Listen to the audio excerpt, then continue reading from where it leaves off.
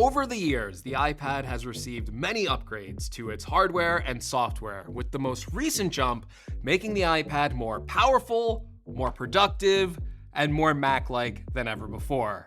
But all that power and capability has also made the iPad Pro feel kind of redundant, with the traditional benefits of using an iPad, like better battery life and efficiency, are now being replicated and in most instances surpassed by Apple's MacBooks. And in a world where big screen phones are the norm, that original idea of the iPad being a magical third device feels a little antiquated. But in 2016, despite saying all of that, why do I still use one? Mainly, that's because the iPad feels lightweight, and I mean that literally and figuratively. The main device I use to work on is my 16-inch MacBook Pro, which is a portable device that I do bring with me, especially on trips where I know I will have to video edit, but it isn't the most pleasant experience carrying around such a big laptop, which is when I turn to my iPad Pro. Even equipped with the Magic Keyboard, it's still much thinner and weighs less than my main laptop. It also has a much smaller footprint, fits into smaller bags, and it's easier to walk around with this lightweight device, especially if I'm going out all day or if I want to walk over to like a cafe and work. And with this setup, I have access to a pretty big, beautiful 13-inch OLED display. The Mac doesn't have that. And there's enough room for me to comfortably multitask on with a few windows open. And I have a full-size keyboard and trackpad, so it's actually very similar to working on the Mac. Because with iPadOS 26, I now can have as many windowed applications open as I want. I can control those individual windows more easily. I have an actual mouse cursor on the screen, and I even have things like a menu bar and stoplight controls on each individual window. So instead of this setup feeling like I am working on a limited iPad with limited multitasking, even though that, yes, this is still iPadOS, it is not macOS, there are enough advancements this year that for the most part, I feel like I am working on a Mac rather than an iPad, if that makes sense, because this is still an iPad. So in areas where I used to feel a little constrained and I didn't like working on this device, well, the iPad now kind of flipped that around. Now I love responding to emails on my iPad. I love browsing websites for research. It's also great for managing and checking my various social media pages because pretty much every social media platform I post on has an app on the iPad, whereas on the Mac, I have to use the web versions. That actually brings me to another point why I use the iPad: the apps. Now, I feel like when people usually talk about iPads, they talk about the lack of certain Mac apps on this device, but I always feel like they leave out all the iPad-specific apps that are either not on the Mac or just subpar experiences on the Mac. I think the best example I have right now is the Instagram app on iPad. Yes, if you didn't know, after years of resisting, Meta has finally made an Instagram iPad app. And it's as simple as it sounds. It is just Instagram built for the iPad's larger display, which makes browsing the app, looking at photos, watching reels, updating my stories, posting, or anything feel less constrained than it does on my phone. And it beats the experience of just using the website on the Mac. You also get media apps on your iPad. So you can have Netflix, Paramount, HBO Max, Crunchyroll, Hulu, Disney. The list really does go on and on these days, but yeah, there's a lot of streaming services, and what's great about using them on an iPad is that the apps give you more features. So unlike the web version on the Mac, you can't really download those episodes to watch later. But on the iPad, you have a native app, which usually is a smoother experience, and then you're able to download those videos directly on the iPad, which is really essential for me, especially when I'm traveling, so I can watch movies or TV shows in my hotel even with bad Wi-Fi, or on the plane when there's very, very bad Wi-Fi. Even apps that are available on Apple's other platforms just have a different experience that I enjoy using on the iPad. Notes being one of those apps that is clearly available on the Mac, iPhone, even on my Apple Watch, but using it on the iPad makes me feel super productive because it lets me literally use every tool in my arsenal. If I need to read through my notes, well, I got a big display. I mean, this thing is so great to read on. If I need to type out a script, well, I got a full-size keyboard ready to go, so it makes the process really fast and efficient. And then if I need to scan a document or add a photo, there's a camera on the back. Can't do that on a Mac. And then there's the ability to instantly switch on the fly from typing notes to handwriting them with the Apple Pencil. And while my handwriting is awful, I do like that Apple Notes has a feature that will make your writing neater while still keeping it in your own handwriting style, which makes this an upgrade for me over writing in a physical journal, because sometimes I write in my physical journal and I go back and read it and I do not know what the heck I just wrote. Personally, I've been trying to return more to like these analog experiences, especially with note taking. I find the process of writing something down tends to make it stick in my brain, and it makes it more free and less rigid, right, than using a keyboard. Like I can go back and edit something with an Apple Pencil a little more easier. I can cross things out. On the keyboard, you just kind of delete things and then they're erased from existence. Well, that just got weirdly existential, and I find that slowing down and handwriting things with the Apple Pencil helps me process and reflect my thoughts. And the motor action of writing makes me remember these thoughts better than just quickly typing them out. That's a key strength to the iPad, its versatility, letting you use whatever mode fits that moment. But there's still something missing with the overall writing experience on the iPad. It doesn't satisfy that itch for me the way it does on a physical journal, because the iPad's display lacks that tactile analog feel of paper. But there's actually an easy solution for this: the Paperlike 3 screen protector, because this little sheet does a lot more than protect your iPad's display. It completely transforms the iPad experience of using it to write or draw with. If you've ever used an iPad with an Apple Pencil before, you know the default glass display can be slippery and not tactile. It feels like writing on something digital, not something analog.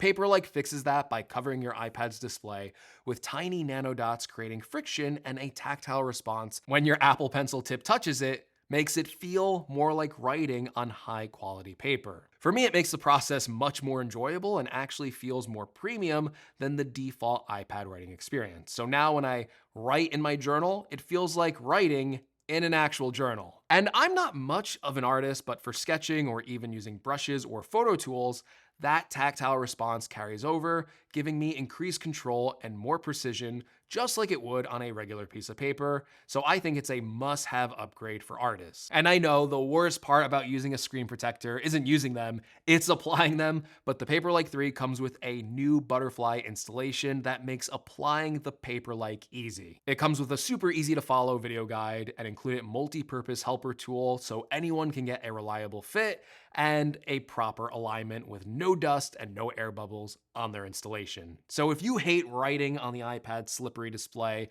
upgrade to the new Paperlike 3, and thank you to Paperlike for sponsoring this video. Now, the versatility of the iPad also extends to the powerful Pro applications on this device.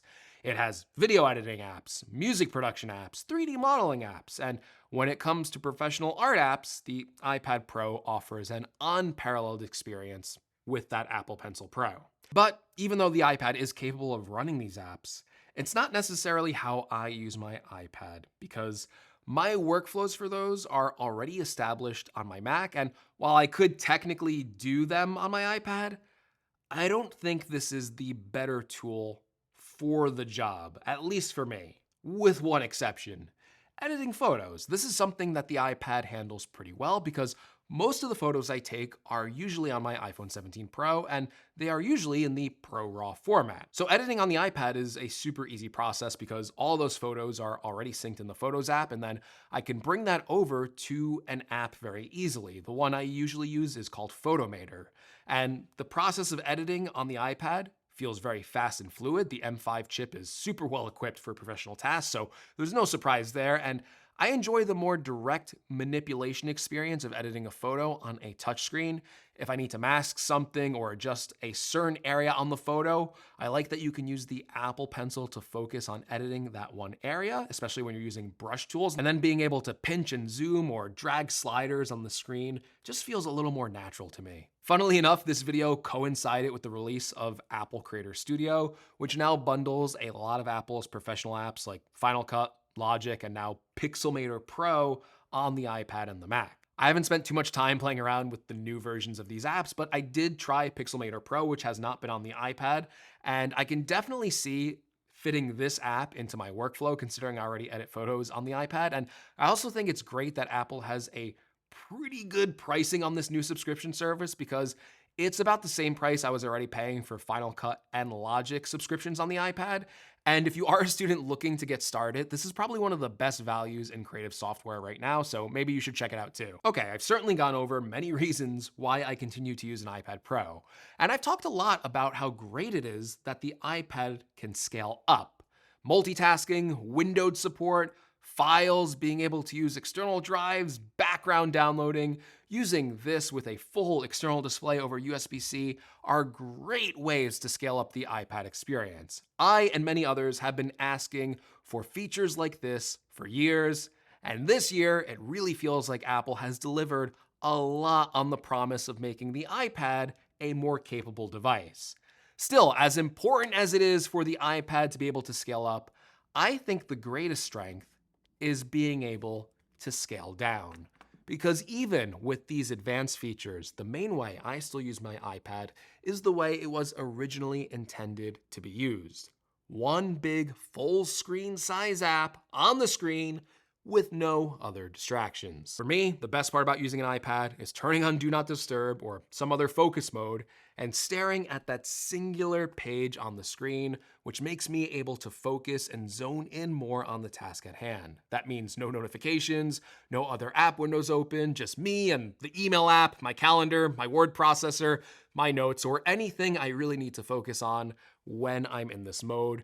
Maybe a little slide over window for music, but that's it. Sure, I could full screen an app on the Mac too, but again, I think the iPad has more of a lean back experience that I don't think the Mac or even the iPhone does a good job replicating. Even simple things you can do on any device, like browsing the web, feel more at home on the iPad. I love being able to scroll through the website. I love how it displays large amounts of text. It makes it very easy to read. And then just looking at images on the iPad's large display feels really nice. Then there's things that feel uniquely iPad-like. Reading a book or manga on the iPhone is doable, but the screen is really small. So reading text or looking at the artwork on each page feels very limiting, while the iPad's big display is a big, beautiful canvas and provides an experience that feels more one-to-one when reading. It does a much better job replicating a book or a comic or manga or a newspaper, right? Newspapers, people still read those, right? In a way that the iPhone or the Mac kind of doesn't.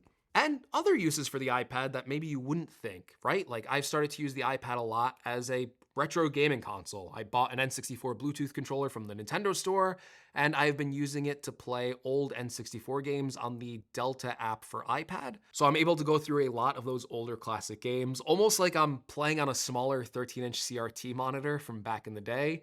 And it is a really fun thing to do if you are a fan of retro gaming. There's also just a level of versatility with an iPad setup that I can never seem to get on a Mac, even though it is more limited. Working with a full Magic Keyboard setup, writing with the Apple Pencil, kicking back and playing a game, or just focusing on a single app, that is what makes the iPad experience unique. It's why I still use an iPad in 2026, even though it may seem redundant in my endless catalog of Apple devices. The ability to scale up, or we'll leave that in, scale down, makes this one of my favorite devices. And I like how user-friendly the iPad is to get into from a learning standpoint and also a price standpoint. Even the cheap basic iPad can pretty much do everything I can do on this very expensive iPad Pro. So there's a really low barrier to entry compared to the iPhone and the Mac, and I think there's still plenty of use cases for a separate third tablet-style device. All right, but that is why I still use an iPad Pro in 2026. But let me know in the comments below, how do you use your iPad? Or after watching this video, do you plan on picking one up? And then if you do plan on picking one up, how do you plan to use it? And if you want to pick up any iPad or one of the accessories I talked about in this video, check out the link in the description. And while you're there, give a like to the channel. And while you're down there, subscribe to the channel for more. And I will catch you all in the next one. Take care, everyone.